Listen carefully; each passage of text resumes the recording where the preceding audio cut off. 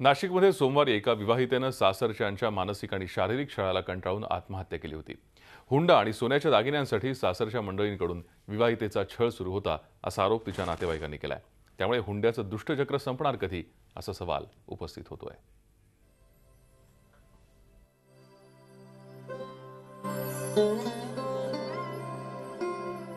ही आहे 28 वर्षीय आरती पाटील।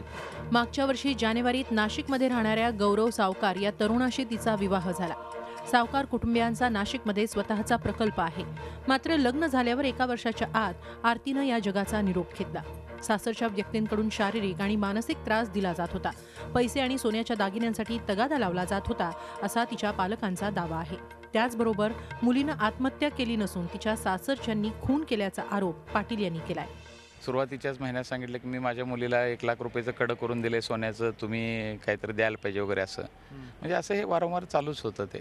त्याच्यामध्ये काय किंवा पहिल्या दिवाळीला तुम्ही अमुक गोष्टी, त्यांचा पण फोन यायचा की अमुक गोष्टी सासऱ्यांचा, किंवा तुम्ही अमुक गोष्टी आम्ही आमच्या मुलाकरता केल्यात आणि वरती म्हणायचं तुम्ही बघा हां काय तुमच्या ह्यानं असं। म्हणजे खूप असं टॉर्चर सगळ्यांना करण्याचं आणि मानसिक खूप छळ माझ्या मुलीचं झालं। या प्रकरणी सातपूर पोलीस ठाण्यामध्ये गुन्हा दाखल झालाय।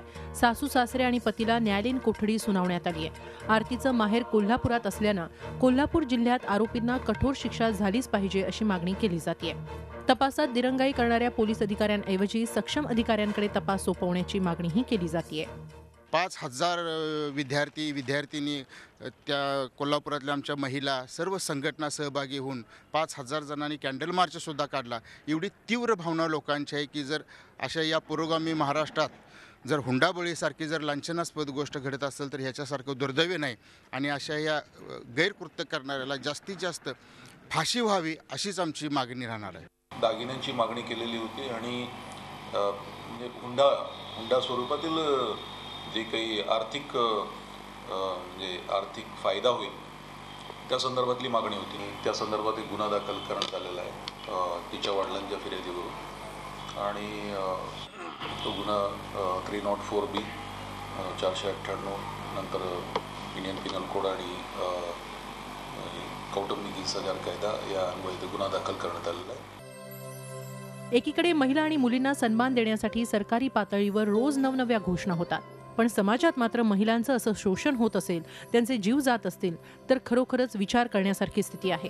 या प्रकरणात मुलीला मृत्यूनंतर न्याय मिळावा अशी कुटुंबियांची अपेक्षा आहे। मात्र असे प्रकारच घडू नयेत यासाठी समाजानेच पुढाकार घेण्याचीही गरज आहे। मुकुल कुलकर्णीसह bureau report, Zee media, Nashik. Zee 24 तास रहा एक पाऊल पुढे।